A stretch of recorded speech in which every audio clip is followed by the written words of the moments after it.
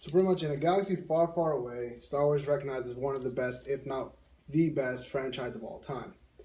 In the late 1970s, Star Wars became a cultural phenomenon after the release of New Hope, which pretty much starts the first trilogy.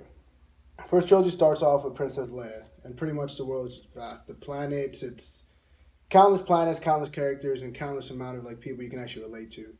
There's bounty hunters, there's princesses, there's prince, there's kings, there's queens, there's pretty much senators, everything you think of, and Jedi's. Ever since I was a kid, I pretty much grew up on it. I grew up watching them. My family was big into them, and pretty much we all just bonded and we all met other people. I got friends from them. Like convention started around the time also, and then pretty much it just sticks. Like once you watch Star Wars and you like it, pretty much everyone around you starts with it too. So pretty much the reasoning to watch the original Star Wars, like they're just very iconic. Like everybody knows Princess Leia. Pretty much if you've never even seen a Star Wars movie, you'd at least heard of Star Wars itself. And when it comes to the numbers, Star Wars New Hope earned over $786 million in global.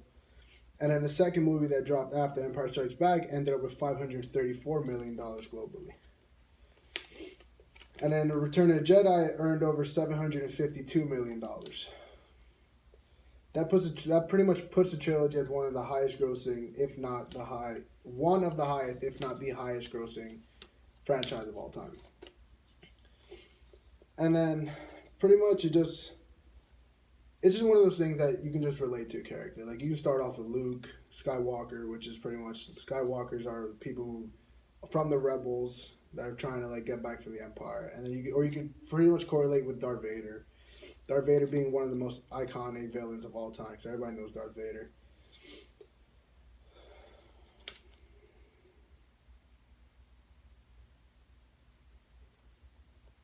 So pretty much those are the regular three: New Hope, Empire Strikes Back, and then the last three come out after. So it's a prequel of what pretty much builds up to the first one, A New Hope. And that one based you off of Darth Vader's childhood and how he grew to be who he was and why he went to the dark side. Because there's a light side, or pretty much, the good side, and there's a dark side. The good side meaning you don't kill. The dark side meaning you use your powers to pretty much kill. Now, the original cast for the prequels, which were the second three that dropped, pretty much were B-list characters, B-list actors. But it did star Samuel L. Jackson. So if you never really, at that time, weren't into him, but you are now, you can pretty much go watch him in Star Wars now. And after the prequels came to an end, it was still such a huge thing that ended in 2005 that Disney went ahead and bought the rights to it.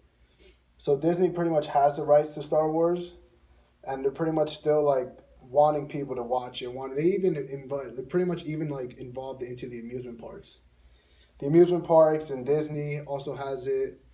Pretty much, they have their own rides. They have their own part in the amusement park, and then they also have animated shows. They have one on the Clone Wars that bases it on the clones, and pretty much that's like the second or the third movie, and how it kind of like correlates. And they also base one off the Rebels, so it has two animated movies. If you're not really trying to go to a movie theater and just trying to binge watch, so pretty much it's just very vast. Like once you get into it, you really do get into it. And it's pretty much you just meet people who are all into the same thing, and pretty much you just join it. And Star Wars is a really big thing nowadays, pretty much with pops, action figures, movies, shows. And now that Disney has them, and Disney also bought out Marvel, they have their own comics. Starting with Darth Vader comics, Thrawn, Luke, regular Star Wars comics, they add Chewbacca. They just add a whole bunch of different characters into it and how they all correlate, because all the movies pretty much correlate seamlessly. Like the last sequel or last prequel is pretty much correlating to the beginning of the first three trilogy, and then they all pretty much just find a way to spin. They have huge plot twists that pretty much just like get you into it. Like you would never think who Darth Vader is if you haven't seen it. So watching that, you never really think Darth Vader is who he really is until you really watch all six of the movies. If you're first trying to get into it, you can watch the last three that came, and then you can start watching the other ones. They all pretty much like find a way, but the last three run straight into it. So if you're a little confused from the other ones, you can always watch the other ones first. And now Disney has the rights, so Disney has 3 more coming out. There's 6 more on the way. So there's like a whole bunch of new, pretty much characters freaking feeding in and correlating with one another.